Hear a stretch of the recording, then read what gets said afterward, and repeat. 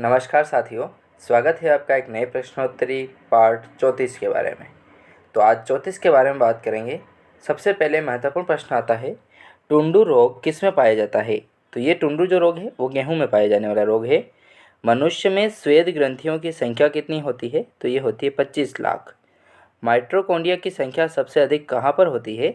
तो ये होती है मस्तिष्क में। फलों के रस एवं शहद में पाई जाने वाली शर्करा का क्या नाम है? तो ये है फ्रक्टोज शर्करा। गुणसूत्रों पर जीन्स की उपस्थिति का क्रम कैसा होता है?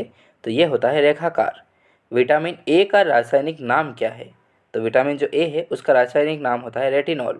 जंतुओं के शरीर में ईंधन के रूप में प्रयुक्त किए जाने वाला पदार्थ क्या है? तो वो होता है कार्बोहाइड्रेट। बालों के अध्ययन को क्या कहा जाता है? तो बालों का जो अध्ययन है वो ट्रिकोलॉजी कहलाता है। शरीर का सबसे बड़ा अंग कौन सा है? तो यह है त्वचा। कुत्ते में ताप नियमन में कौन सहायक होता है? तो यह है जीभ। अल्कोहल का अधिक सेवन करने से कौन सा रोग होता है? तो यह होता है लिवर सिरोसिस। अधिक भोजन करने के बाद सुस्ती का कारण क्या है? तो यह है उच्च रुधिर दाब। ठीक है, उच्च रुधिर दाब हो जाने से अपन जो भोजन खाते हैं उसके बाद सुस्ती आने लगती है। मनुष्य के शरीर में पेशियों की कुल संख्या कितनी होती है? तो ये होती है 639। वृक्क में पत्थरी बनने का क्या कारण है? तो ये है ऑक्सीलेट्स। कोशिका में सबसे बड़ा कोशिकांग कौन सा है? तो यह है गोल्जिकाएं।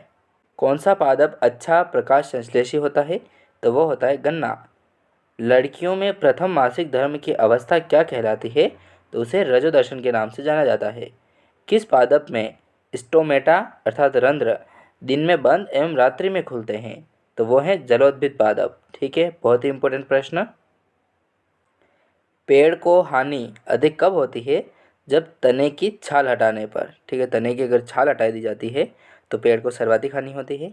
मांसल पादपों में श्वसन गुणांक का मान क्या होगा? तो वो होता है 0। पादप में होने वाली वृद्धि को मापने का उपकरण क्या है? तो वो है क्रेस्कोग्राफ। फलों को कृत्रिम रूप से पकाने में प्रयुक्त पदार्थ कौन सा यूज़ किया जाता है? तो वो यूज़ किया जाता है इथेफॉन का। ठीक है, बहुत ही इंपॉर्टेंट। छुई मुई पादप के पर्ण स्पर्श से बंद होने एवं खुलने की गति को क्या कहा जाता है? तो वो कहा जाता है कंपानुकुचनी। बहुत ही इंपॉर्टेंट। उभयलिंगी जंतु का उदाहरण क्या है? तो वो है केंचुआ। ठीक है, केंचुआ जो है उभयलिंगी होता है। किस पादप के पर्ण से नया पादप जन्म लेता है? तो वह है पत्थर चट्टा। विजातीय संस्करण का उदाहरण कौन सा है? तो वह है खच्चर। दिल्ली के बहुचर्चित तंदूर कांड के शिकार नैना साहनी की पहचान कैसे की गई थी? तो वो की गई थी डीएनए फिंगरप्रिंट की मदद से। बहुत ही इंपॉर्टेंट प्रश्न। शताब्दी पादप क्या कहलाता है? तो ये कहलाता है एगेव। प्रकाश की हरी तरंगों में प्रकाश संश्लेषण होता है कैसा? तो वो होता है मंद। ठीक है, तीव्र नहीं होता है। भारतीय चीलम किस पादप को कहा जाता है? तो वो कहा जाता है मानोट्रोपा को। ठीक है, तो ये कुछ महत्वपूर्ण प्रश्न थे दोस्तों। तो वीडियो पसंद आया हो तो लाइक और सब्सक्राइब करें। मिलते हैं नेक्स्ट पार्ट में, तब तक के लिए जय हिंद, जय भारत, वंदे मातरम।